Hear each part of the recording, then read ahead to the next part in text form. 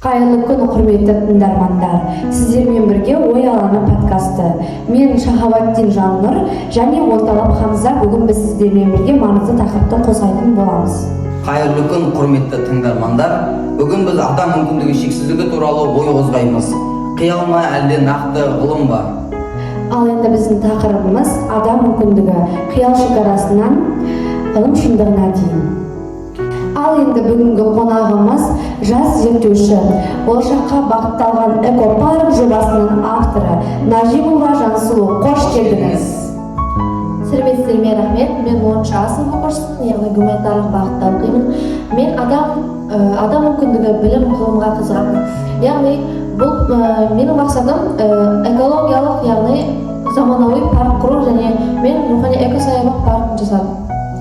Ал енді біз сұраққа кезек берейік. Біздің бірінші сұрағымыз адам мүмкіндігі туралы. Яғни сіздің ойыңызша адам мүмкіндігі дегеніміз не?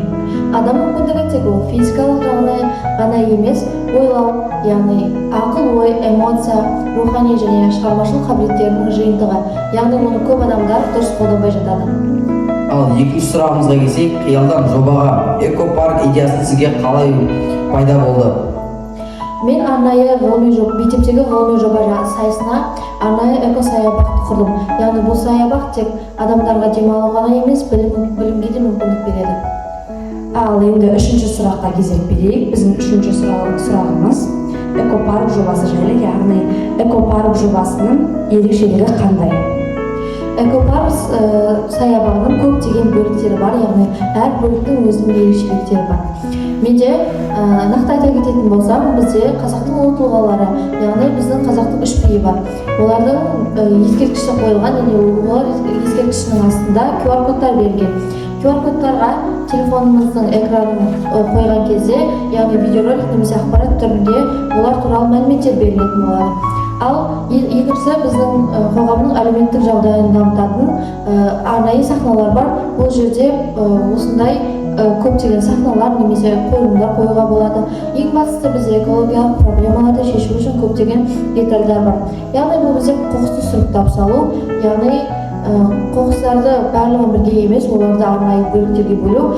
Одан кейін бізде арнайы күн панельдері бар. Күн панельдері біздің күн энергиясын алып, яғни электр тоғын үнемдеуге мүмкіндік береді.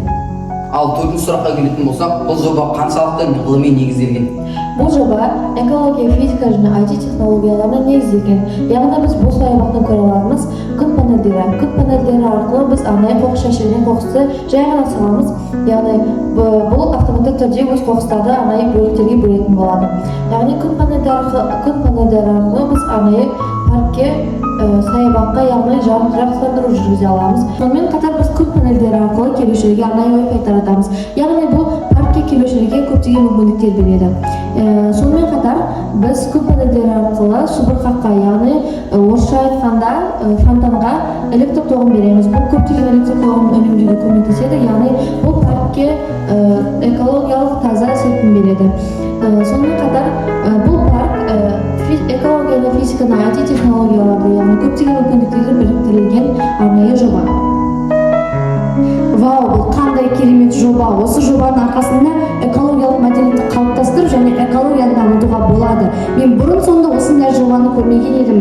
Сондықтан да осы жобаны жасаған Жансұлуға біз неге қолдау, қошемет бермеске? Рахмет, менің осындай жобамды қолдап жатқандарыңызға. Осы орайда сізге осындай әдемі жобада жетекшілік еткен мұғаліміңіз жайлы айтып кететін болсаңыз. Әрине, рухани экосаябақ жобасында маған жетекшілік еткен Ордалы Айнұр Аманқосқызы. Біз бұл макетті жасауымыздың себебі осындай көптеген ауылдарда, яғни өз ауылымызды айта кетсек, көптеген ауылдарда осындай демалатын, яғни экологияға көптеген пайдасы бар саябақтар жоқ. Ал келесі сұраққа келетін болсақ, бүгінгі балалардың мүмкіндігі қалай деп ойлайсыз? Қазіргі балалар өте креативті, яғни олардың ойлау, яғни есте сақтау қабілеті өте жоғары. Егер оларға дұрыс бағдар берсе, олар көптеген жаңалықтарды аша алады. Ал оқушыларға қандай кеңес бересіз? Ешқандай қиындықтардан қорықпаңдар, өздеріңнің ойларындағы жүзеге асырыңдар. Яғни сіздердің кішкентай ойлары болашақта үлкен жобаға алып келуі мүмкін. Рахмет осындай жауабыңызға. Енді бүгін біз қиялдың бос нәрсе емес екенін түсіндік деп ойлаймын. Иә, қиял ғылымға апаратын жол. Ал адам мүмкіндігі шексіз. Сіздерге айтатыным өз мүмкіндігіңізге сеніңіз. Келесі кездескенше Сау болыңыз.